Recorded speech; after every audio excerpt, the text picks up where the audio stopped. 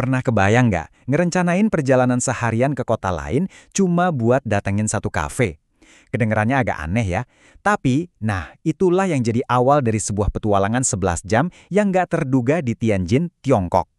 Yuk kita bedah bareng-bareng gimana sebuah rencana yang super simple bisa berubah jadi, ya sedikit kacau, penuh kejutan, dan akhirnya malah jadi momen pencerahan. Beneran, Hard Rock Cafe. Bukan tembok besar, bukan Forbidden City, cuma satu kafe ini yang jadi alasan utama di balik seluruh perjalanan. Dan inilah pemicu yang memulai semua rentetan kejadian yang, jujur aja, sama sekali nggak mereka duga sebelumnya. Oke, kita mulai dari awal. Semuanya berawal dari sebuah rencana yang kelihatannya simpel banget. Satu alasan, satu tujuan. Apa sih yang mungkin bisa salah kan? Paginya tuh berjalan lancar banget, kayak udah diatur. Jam 10 pagi nyampe, sarapan cepet, dan jam setengah 12 siang, misi udah selesai. Bisa dibilang perjalanan ke Tianjin ini udah kelar bahkan sebelum tengah hari. Semuanya mulus, mungkin terlalu mulus. Nah, ini dia titik baliknya. Karena tujuan utama udah tercapai sebelum makan siang, mereka dihadapkan sama satu pertanyaan besar. Sisa hari ini? Mau ngapain? Disinilah rencana yang rapi berakhir dan petualangan yang sesungguhnya baru aja dimulai. Karena nggak punya rencana B, mereka melakukan hal yang mungkin kita semua juga akan lakukan. Nanya ke HP. Yap, mereka pasrahin sisa hari mereka ke tangan AI, membiarkan teknologi jadi pemandu wisata dadakan mereka di Tianjin. Dan AI pun ngasih jawaban. Rekomendasi utamanya Wudedao, sebuah distrik dengan arsitektur kolonial Eropa, sama jalan-jalan santai di tepi sungai. Kedengarannya asik dan berkelas kan? Kayak rencana sore yang sempurna gitu. Sekarang kita lihat gimana kelanjutannya. Disinilah ceritanya mulai berbelok. Di mana kenyataan di lapangan mulai jauh banget bedanya dari apa yang direncanakan dan disarankan sama teknologi. Janji AI adalah sebuah kawasan bersejarah yang indah. Kenyataannya, sebuah stadion. Udah, itu aja. Rasa anti klimaks pertama mulai terasa nih. Setelah beberapa detik lihat-lihat, mereka sadar ini nggak seperti yang dibayangkan sama sekali. Setelah beberapa pemberhentian kecil lainnya, termasuk jalan-jalan di tepi sungai, mereka akhirnya mutusin buat udahan aja. Sekitar jam 3 sore, mereka sampai di stasiun kereta. Mikirnya sih bakal langsung bisa pulang ke Beijing. Nah, ini dia puncaknya. Dengan penuh percaya diri, mereka jalan ke loket tiket.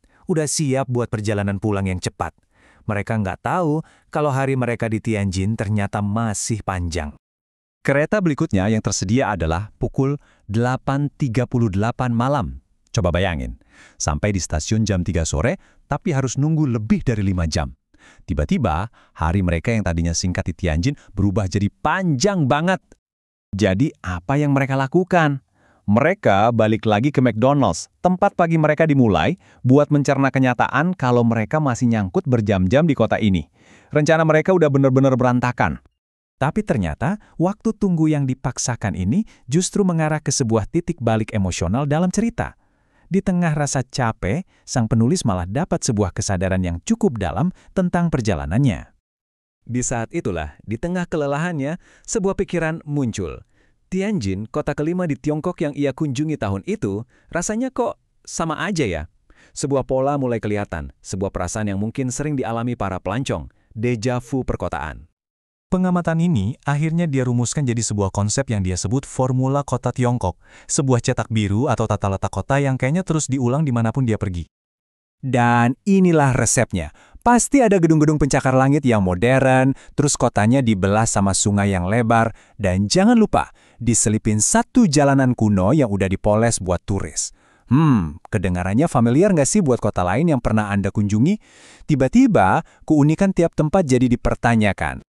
Setelah seharian yang panjang, melelahkan, dan penuh kekecewaan, cerita ini masih punya satu kejutan terakhir, sebuah akhir yang lucu dan ironis buat perjalanan mereka. Jadi, setelah sehari yang penuh dengan misi yang aneh, rasa kecewa, dan pencerahan yang tak terduga, apa sih kenangan terkuat yang mereka bawa pulang dari Tianjin? Jawabannya ini, bukan arsitektur kolonialnya, bukan pemandangan sungainya, bukan juga pencerahan mendalam tentang kota. Kenangan terkuat mereka dari Tianjin adalah kursi kelas bisnis yang nyaman di kereta pulang. Ternyata setelah seharian berjuang, rasa nyamanlah yang paling berkesan. Ini jadi ninggalin kita sebuah pertanyaan ya, untuk perjalanan kita sendiri. Apa sih yang bakal kita ingat?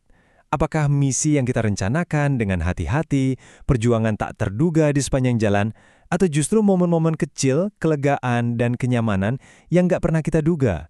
Mungkin kenangan perjalanan terbaik justru adalah hal-hal yang nggak ada dalam rencana kita, sesuatu untuk kita renungkan.